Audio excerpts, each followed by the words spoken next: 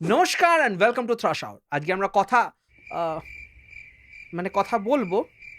সিনেমার নামটা ভারী অদ্ভুত, মা বেহেন।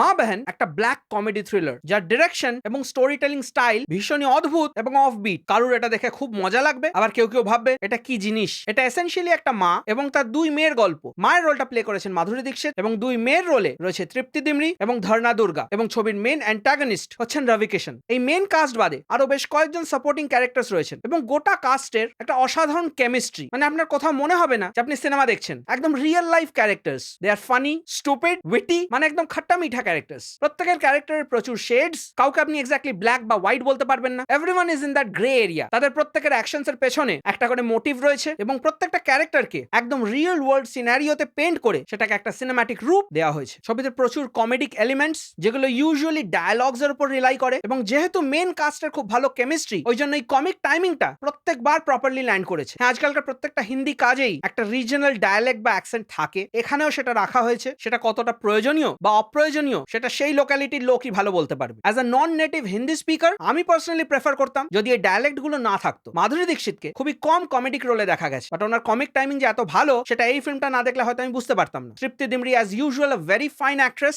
যেরকম ওনার কমান্ড, সেরকম ওনার অথরিটি, সেরকমই ওনার ন্যাচারাল ফ্লো অফ ডায়ালগস। ফিল্মটা কিন্তু পিরিয়ডিক নয়, তাও বেশ এর অ্যাপ্রোচটা একদম রেট্রো বলিউডের মতো রাখা হয়েছে। Obviously because the film is quirky and offbeat, সেই জন্য এটা বেশি রিয়েলিজমের ওপর রিলাই করে না। এখানে একজন নারেটর রয়েছেন যে বারবার ফোর্থ ওয়াল ব্রেক করে। ছবিতে প্রচুর সোশ্যাল মেসেজ রয়েছে যেগুলো ডেফিনেটলি আপনাকে ভাবতে বাধ্য করবে। প্রচুর সোশ্যাল স্টিগমা, ট্যাবু, এগুলোকে কল আউট করে, but in its own way. মানে ডিরেক্টলি প্রিচ করে না, থ্রু স্টোরি টেলিং সেগুলোকে আপনার সামনে তুলে ধরে। কিন্তু ফিল্মের একটা বেসিক প্রবলেম আছে। ফিল্ম যেই ব্ল্যাক কমেডি থ্রিলার, এই প্রত্যেকটা এলিমেন্টকে সামহাও ব্যালেন্স করতে পারেনি। ছবির প্রথম হাফটা পুরোপুরি একটা কোয়ার্কি কমেডি অ্যাপ্রোচ রাখে এবং সেকেন্ড হাফ থেকে এটা একটু ডার্কার হয়ে যায়। হ্যাঁ, কমেডিক এলিমেন্টস গুলো মেইনটেইন হয়, ইনফ্যাক্ট প্রথম সিন থেকেই প্লট কিন্তু এস্টাবলিশড, বাট সামহাও ফিল্মটা একটু কনফিউজিং এবং কনভলিউটেড লাগে। মানে একটু খাপছাড়া বাঁধনটা কোথাও টাইট, কোথাও লুজ। প্রথম দিকে আপনার মনে হবে যে ফিল্মটা চায় না যে আপনি এটাকে সিরিয়াসলি নেন, দেন আবার সেকেন্ড হাফ থেকে মনে হবে এর প্রচুর জিনিস বলার আছে। এবার ততক্ষণে already half segment of the audience এই ফিল্মটাকে অ্যাবান্ডন করে দিয়েছে। সো এই কনফিউশনের জন্য এই ফিল্মটা ওভারঅল একটা পুরোপুরি হিট বা মিস।